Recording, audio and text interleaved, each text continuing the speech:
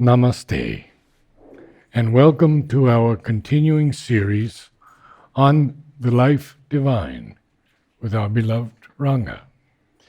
We are still in the eternal and the individual, beginning with the sentence, "The positives of the Absolute are its various statements of itself to our consciousness."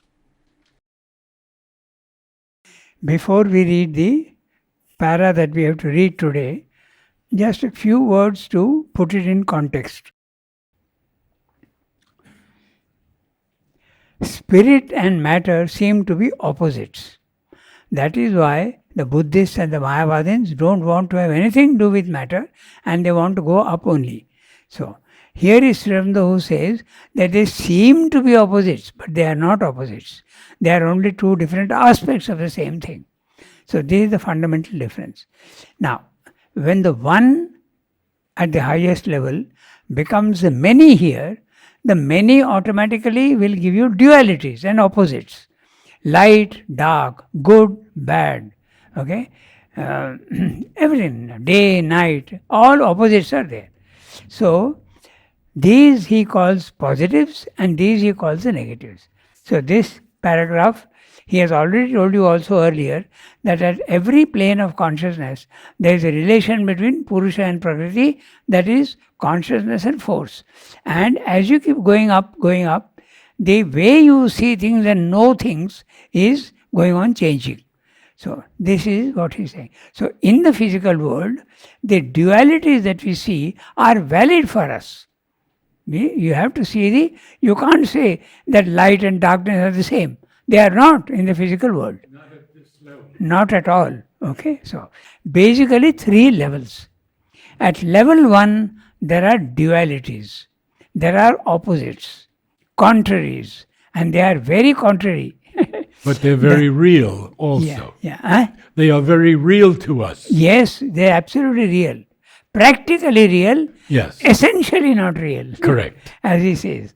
Then you come to level 2, where you realize that they are not really contraries, but they are two poles of the same vibration. Light and darkness are not opposites, but they are two poles of the same vibration. So this is what you realize in level 2, the spiritual planes of consciousness. But they are different from each other. The positives and the negatives are not yet the same. You go to level 3, there is only oneness. So everything is reconciled and they are not opposites anymore, nor are they two. They have become one. So here Sri Aurobindo uses the word bayun. Two to us, but one there. Okay, they are absolutely one. We keep this in mind and then I'll read the previous para summary so that we situate the situation. And then we read. This is the previous para's summary. This restriction of the Absolute by the mental logic to only the positives is a serious error.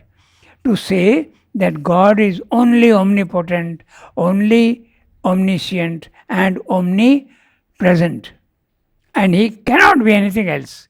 That's a mistake we make. It's a mistake of the logic, mental logic. But they attributed that to the dark forces, to the devil. Yeah, but that's at the lower level. In the lower level. Yeah. And they are dark forces to us, as we said. But as you keep going up, you see that they have a function and there is a purpose in their creation. So, there is a purpose. And what is that purpose? If the opposite is not there, you will never want to go beyond. If there is no obstacle, then you will not be able to go beyond. So the obstacle goads you, encourages you, challenges you to go beyond. Yes. So that's why the asuric forces are there. In fact, they are what are called like a censor board. Like the censor, mother uses the word. In other words, they are the ones, if you want perfection, and you are not noticing perfection because you are in level 1 with the ignorance, they will point out to you. You think you can go to the top, look, this defect is there in you. So now you know that the defect is there and you want to correct it. So they have a function. Without them, you may not know it. Yes, exactly. In same thing he says in other words, error is the handmaiden of truth. If the error is not there, you will not know how to go. When you make an error, you know that this is not the way and you can then look for the truth. So error is same thing in different words.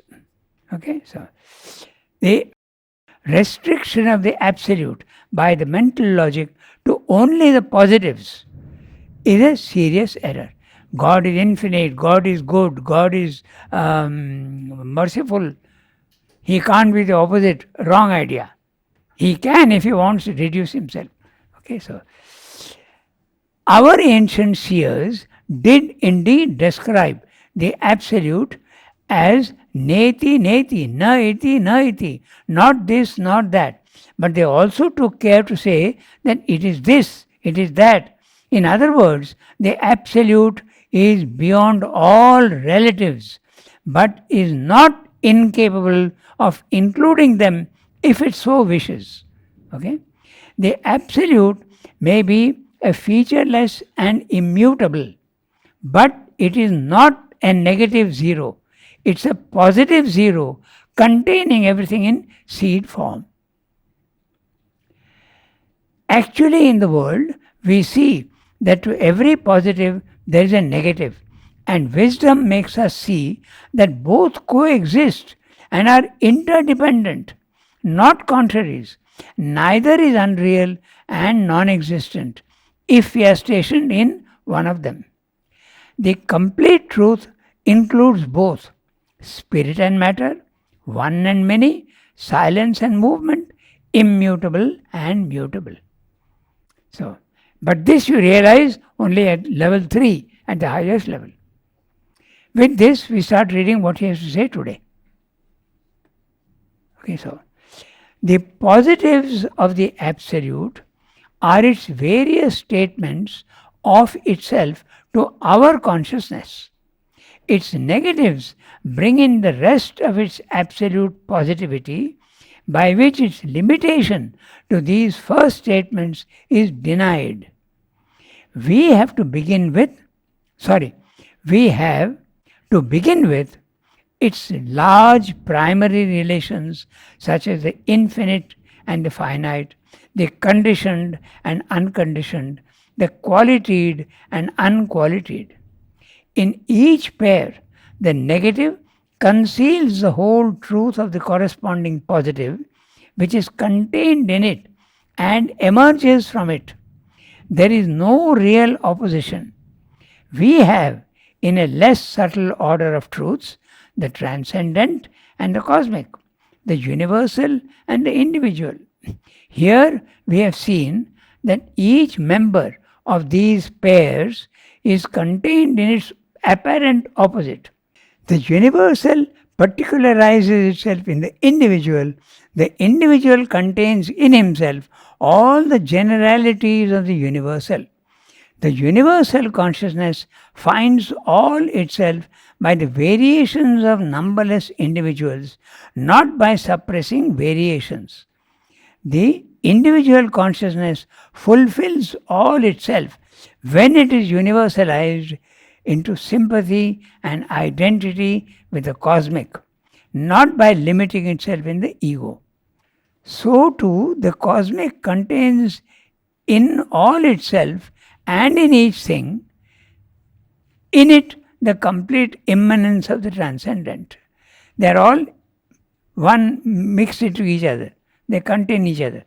It maintains itself as a world being by the consciousness of its own transcendent reality. It finds itself in each individual being by the realization of the divine and transcendent in that being and in all existences. The transcendent contains, manifests, constitutes the cosmos, and by manifesting it, manifests or discovers, as we may say in the old poetic sense of the word, its own infinite harmonic varieties.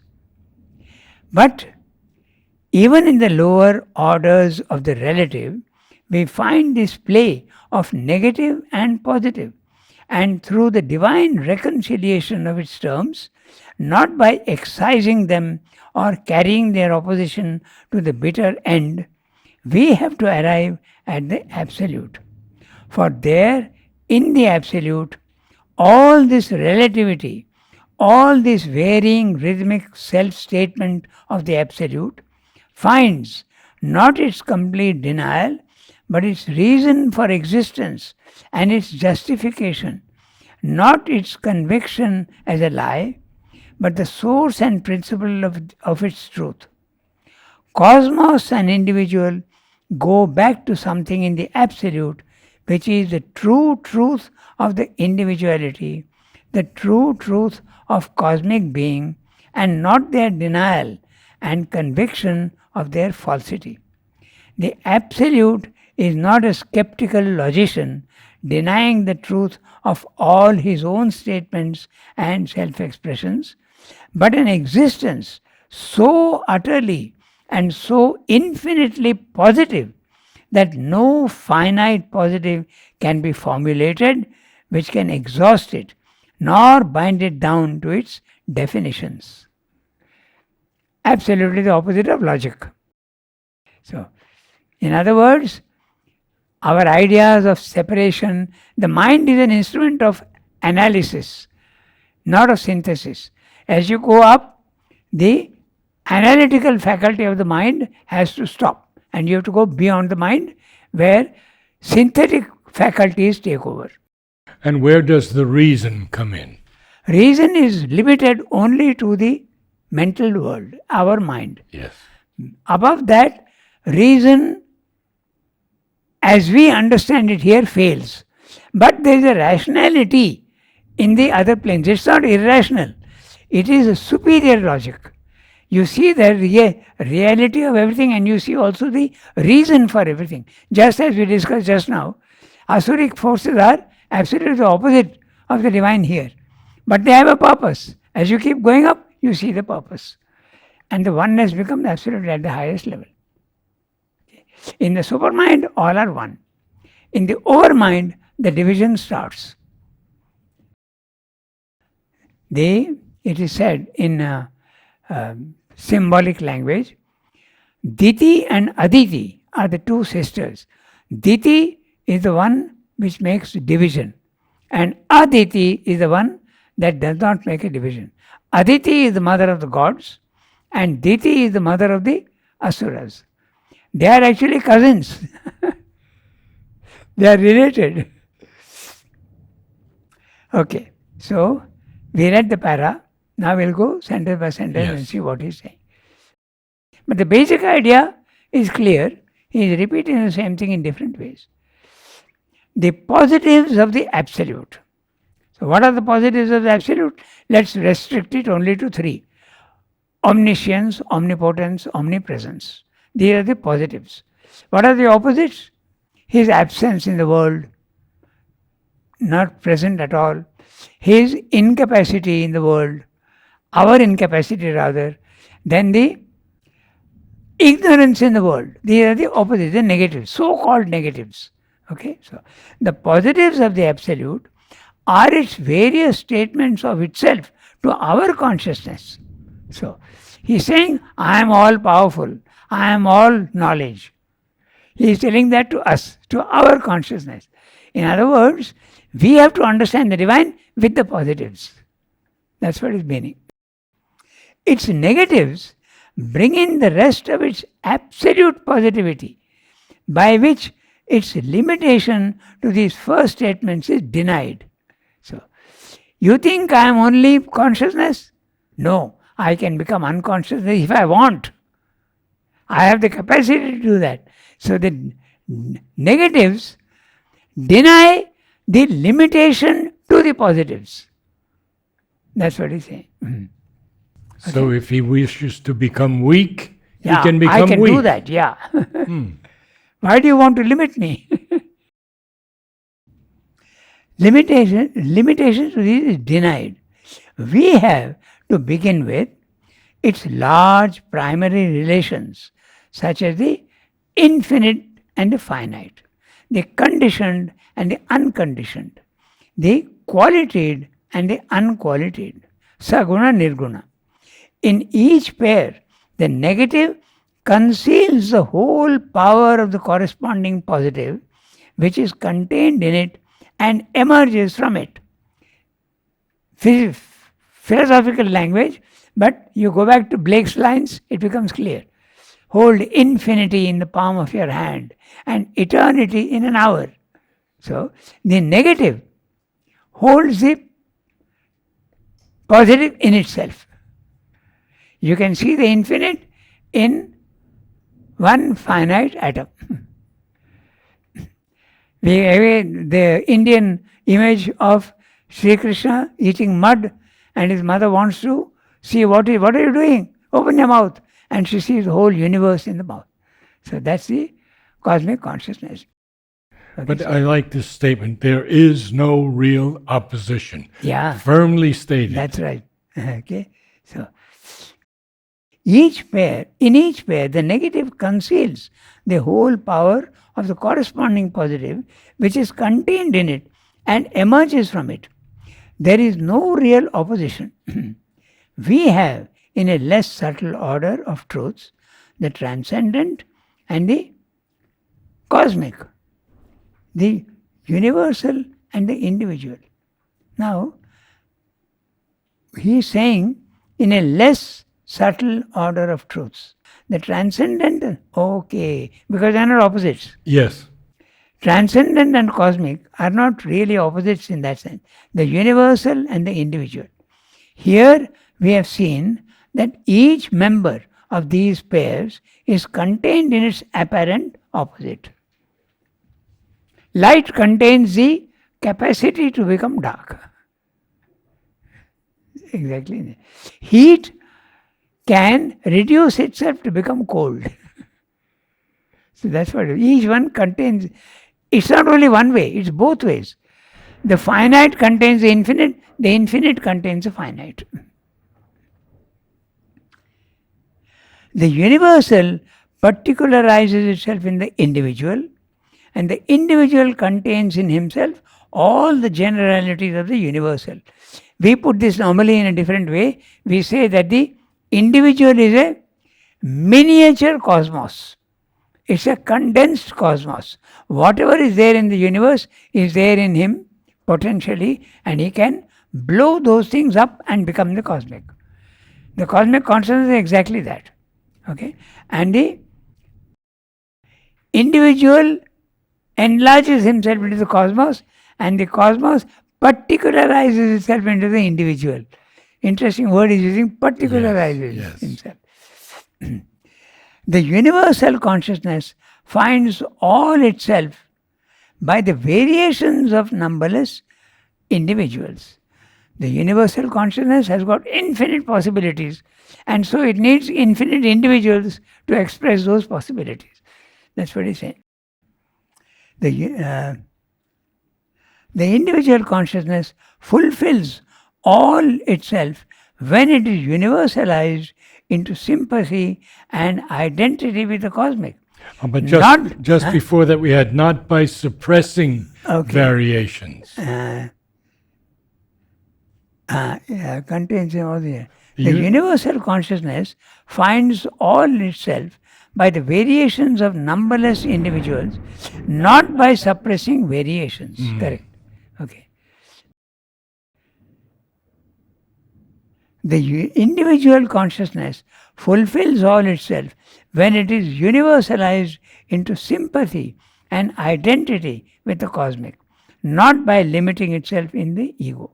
So too the cosmic contains in all itself and in each thing. Okay. In all itself and in each thing, in it, the complete immanence of the transcendent. It maintains itself as a world being by the consciousness of its own transcendent reality. It finds itself in each individual being by the realization of the divine and transcendent in that being and in all existences. The transcendent contains, manifests, constitutes the cosmos, and by manifesting it, manifests or discovers, as we may say in the old poetic sense of that word, its own infinite harmonic varieties. The transcendent creates the cosmos, and the cosmos creates the individual. And each one contains each other. That's what I say. But even in the lower orders of the relative, in the physical world, we find this play of negative and positive, and through the divine reconciliation of its terms, not by excising them or carrying their opposition to the bitter end, we have to arrive at the absolute. So, this is Sri Aurobindo is saying, in our system, we have to see not by denying the opposites, but by including them. He is talking of the Buddhist and the Mayavadin, who don't want to have anything to do with the lower and the negatives, so-called negatives. Okay, so not by excising them or carrying their opposition to the bitter end. Okay, there's a word or, so let's understand what he's saying. Not by excising them is the Buddhists who deny the physical world and say, I don't want to have anything to do with the physical world. That's one. But the other one is, carrying their opposition to the bitter end means disappearing into the infinite. Yes, that's what it means. Because not by excising them or carrying their opposition to the bitter end. Not by excising them, the liberated individual might want to remain in level 2. He is excising it. No, I want only level 2. I don't want level 1. I don't want to have anything to do with the physical world. Excising. But the bitter, the carrying the, where is that gone? Carrying their opposition to the bitter end. Carrying their opposition to the bitter end is, I don't want to have anything to do with manifestation at all. I disappear into the infinite. I don't want to remain and enjoy the second level. There are beings who, after death, remain in the second level, in the spiritual planes of consciousness. They don't dissolve themselves. So that is excising. But the other one is, you go and remove your individuality altogether into the infinite. Go back to where you came from. That's the bitter end. Do we have a name for those individuals? No, there's no name. It depends on the individual has a choice. He can, once liberation is done, the individual soul has a choice. It can either remain permanently in the second level of the spiritual planes, and from there do whatever it wants to do. If it wants to help others, it can help. If it wants to just enjoy that bliss and infinite consciousness, it can do that. Or it can disappear into the infinite. Or it can take birth again. So these are the possibilities that are there for the individual soul. That's why he's using these two phrases. Very interesting. Not by excising them, remaining in the level. Excising them. Or carrying their opposition to the bitter end, don't want to have anything to do with it. Go back into the. And we have to arrive at the absolute. But we have to arrive at the absolute not by doing what the Buddhist is doing and the Mayavadan is doing.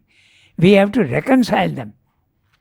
Okay, so for there in the absolute, all this relativity, all this varying rhythmic self-statement of the absolute finds not its complete denial, but its reason for existence and its justification, not its conviction as a lie, but the source and principle of its truth. We'll look at this sentence. Very interesting. Cosmos and individual go back to something in the absolute, which is the true truth of its individuality, the true truth of cosmic being, and not their denial and conviction of their falsity. So, there is a truth in the physical world also. There is a truth in the level 2, and there is an absolute truth, true truth in the highest. So truth also is graded. What is valid here is a truth for that. Our sense knowledge is valid for us, but the senses are not giving you the real picture. We see the sun going up. The sun is not going up at all, but the senses are telling you the sun is going up. So that is valid for you. So when you see opposites, that's valid. But the validity changes and becomes a higher validity at the upper level, and the true truth, ultimate truth, is at the highest level. That's why I say to use the word true truth. Okay, then people wonder what is this perfection. Yes. Perfect. Yes. But this is what I mean. perfect There's a perfection. gradation, and each grade has got its truth and its perfection. Mother says about the animal world that it is perfect in itself. In itself, it is perfect. You spoke once about the laws at these different grades. That's right. Can we say a little more about these laws and how they change? For example, sin. Yeah, it sin goes a and little, yeah.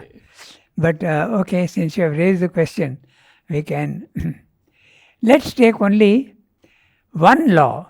Okay, it can be applied to any number of things, but let's take only one law: the law of attraction and repulsion. In the physical world, you have dualities.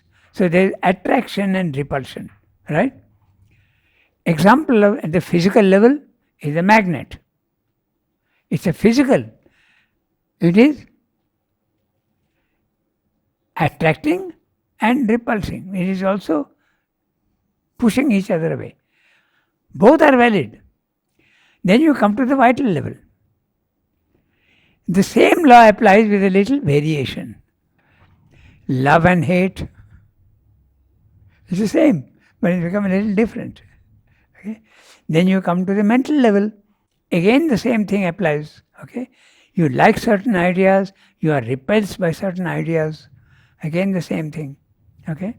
Then you come to the spiritual level. So, attraction is concentration, not a waste and not dilution. It's a concentration. And if you use the word repulsion, you don't use the word repulsion, but a dilution, going outwards, going inwards and going outwards. Okay, you go to the highest level of the divine. There is a transcendent consciousness which goes only inwards, not interested at all in anything else. So that's the what they call the divine in himself. Sri Aurobindo says he is not interested in anything else. It's like a black hole, a condensed consciousness. In India, we call it the Chit Ghana, thick and condensed consciousness. That's the inward movement. But there is the outward movement, the manifestation. So here you are, one law taking different planes of consciousness. The laws are basically the same, but they change values and keep them going up. Thank you. So now we come to the true truth of cosmic being and not their denial and conviction of their falsity.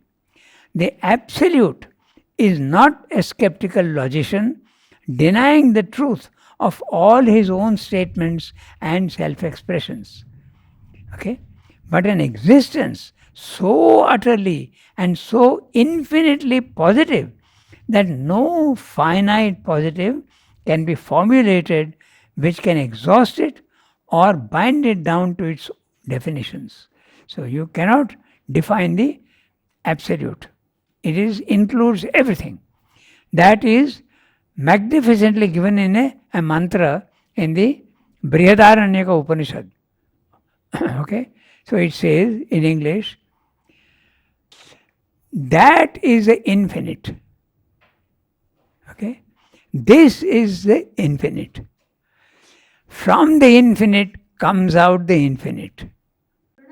Purnamadaya Purnameva Avashishyate. So, take the infinite out of the infinite, the remainder is the infinite. This is the Om Purnamada Purnam Idam.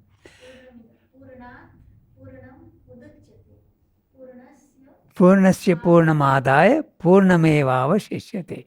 So so that sums it up.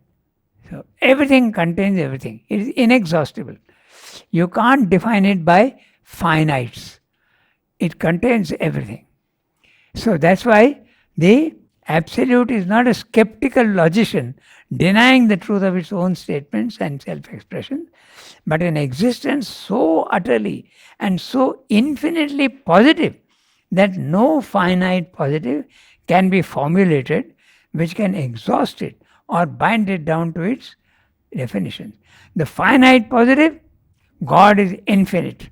He can be finite if he wants. God is all knowledge. Finite positive. It's finite because he can be the opposite also. So that's what he's saying. It is evident that if such is the truth of the Absolute, we cannot bind it either by our law of contradictions. We cannot bind it either by our law of contradictions. That law is necessary to us in order that we may posit partial and practical truths, think out things clearly, decisively, and usefully, classify, act, deal with them effectively for particular purposes in our divisions of space, distinctions of form and property, moments of time. It represents a formal and strongly dynamic truth of existence in its practical workings, which is strongest in the most outward term of things, the material, but becomes less and less rigidly binding as we go upward in the scale, mount on the more subtle rungs, on the more subtle rungs of the ladder of being. It is especially necessary for us in dealing with material phenomena and forces. We have to suppose them to be one thing at a time, to have one power at a time, and to be limited by the ostensible and practically effective capacities and properties. Otherwise, we cannot deal with them. But even there, as human thought is beginning to realize, the distinctions made by the intellect and the classifications and practical experiments of science, which while perfectly valid in their own field and for their own purpose, do not represent the whole or the real truth of things, whether of things in the whole or of the thing by itself, which we have classified and set artificially apart, isolated for separate analysis. But by that isolation, we are indeed able to deal with it very practically, very effectively, and we think at first that the effectiveness of our action proves the entire and sufficient truth of our isolating and analyzing knowledge. Afterwards, we find that by getting beyond it, we can arrive at a greater truth and a greater effectivity. He is expanding on the idea and telling you that science is absolutely valid at its own level and it has to go by these divisions and logic. It has to use logic and it has to take into account the opposites and consider them opposites. Otherwise, you can't have a clarity of thought. Black and white cannot be the same. They have to be different. Good men and murderers cannot be the same. If you think they are the same, you will have a lot of difficulty in the world. So, it's very, very practical. You must have opposites. Okay. So, that's what he's saying. It is evident that if such is the truth of the Absolute, what is the truth? It is not limited only to the positives, it includes also the negatives. That's what the truth is. We cannot bind it either by our law of contradictions. Okay. The divine cannot be bound by law of contradictions. That law is necessary to us in order that we may posit partial and practical truths, think out things clearly, decisively, and usefully, classify, act, deal with them effectively for particular purposes in our divisions of space, distinctions of form and property, moments of time. Everything is here divided. And so naturally, you have to use logic. You have to make a distinction between plus, minus, finite, infinite, black, white. You have to make a difference. Otherwise, you will be in trouble. Okay, so it represents a formal and strongly dynamic truth of existence in its practical workings, which is strongest in the most outward term of things, the material. So, in the material world, the opposites are absolutely valid. That's what he's saying. But becomes less and less rigidly binding as we go upward in the scale, mount on the more subtle rungs of the ladder of being. Now, this is a very, very interesting thing what he's saying. It applies to everything. Let's take substance. Okay, matter is a very tangible substance. It is open to resistance, and it is also, you can touch it, feel it, smell it. As you keep going up, this substance becomes subtle. Okay, so it becomes, again to use the image of the ice, water vapor. It becomes subtler and subtler and subtler. In fact, at the highest level, it becomes ether, which many philosophies don't even acknowledge its presence. They say it is nothing. There is no such thing as ether. It is so subtle that they completely eliminate it. Okay, so that is one thing. Then he is also saying that let's take the law of rigidity. Okay, rigidity, there is a fixed form. A stone cannot go on changing its form. But when you go to the life level, which is one step above, forms can become pliable, plastic. They can change form. And Mother uses the word plastic very often. Yes. For us. That's right. Then when you go to the mental level, it becomes even more subtle, even more plastic. And all these beings that live in these planes, they can take any form they want. They can take any form. So forms are not as rigid as that. Then you take the law of karma, okay? The absolute rigidity, the law of causality. Okay, here is absolutely fixed.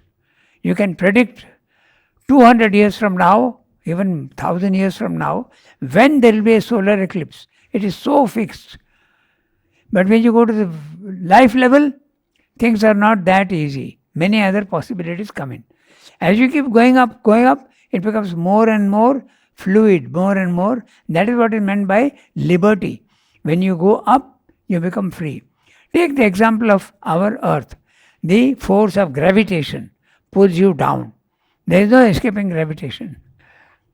But as you keep going up, of course you can, with the change of consciousness, levitation is possible.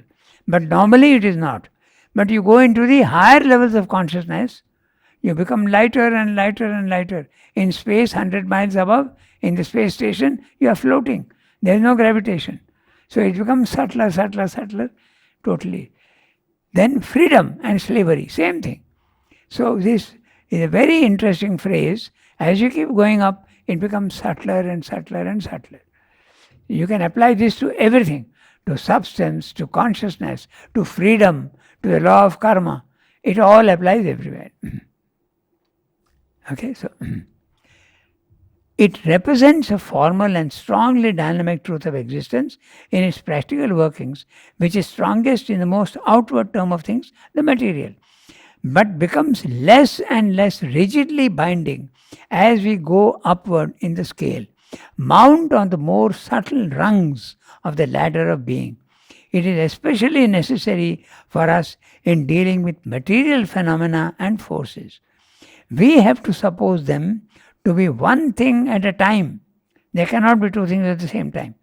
To have one power at a time and to be limited by their ostensible and practically effective capacities and properties. Otherwise, we cannot deal with them. You will be confused. But even there, as human thought is beginning to realize, the distinctions made by the intellect and the classifications and practical experiments of science, while perfectly valid in their own field and for their own purpose, do not represent the whole or the real truth of things.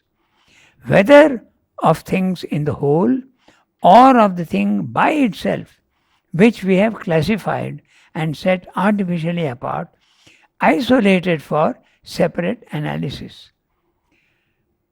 And this was written how many years ago? Yeah, before 1920. Before 90, so 100 years. Yeah. Just a little more than 100 years. Of course, he revised it in 1945. Life Divine was revised. Synthesis was not revised. But Life Divine was revised. Why? Because he was so busy completing Savitri. Even that remained incomplete. So, he was running out of time.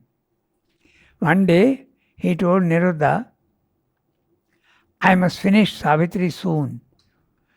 So Niruddha got a little puzzled. He was wondering why he is saying that. Okay? So, because he knew that the end is coming near. So he was very busy with Savitri towards the end.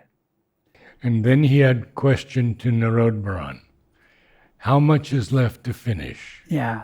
And he says the Book of Death and the last 12th book. And Sri Aurobindo says, we will see about that later. Later. Whoa, what a fantastic We'll see about that later. So the Book of Death, 3 cantos are not there. Yeah. 1, 2, 3. Okay, so by that isolation, we are indeed able to deal with it very practically, very effectively. And we think at first that the effectiveness of our action proves the entire and sufficient truth of our isolating and analyzing knowledge. He is referring to the materialist, okay, who thinks that the physical world is the only reality. Afterwards, we find that by getting beyond it, we can arrive at a greater truth and a greater effectivity. So we stop here today. There is no contradiction between spirituality and science. That's basically what he's saying. So, but in the West, it's a huge, there is a big debate going on between religion, not spirituality, but religion and science, particularly in the field of evolution. We know that. In the States, half the states are teaching the Bible. The world was created 4000 BC. Whereas evolution says it is coming from a long time. So there have even been court cases. There are some very interesting films about this court case. Oh, yes. I've seen in some which of they are them. arguing that no, science should be taught. Then say no, religion should be taught. The Bible should be taught. So there we have it. In the southern states of the U.S., it's very much biblical. We say the buckle of the Bible belt.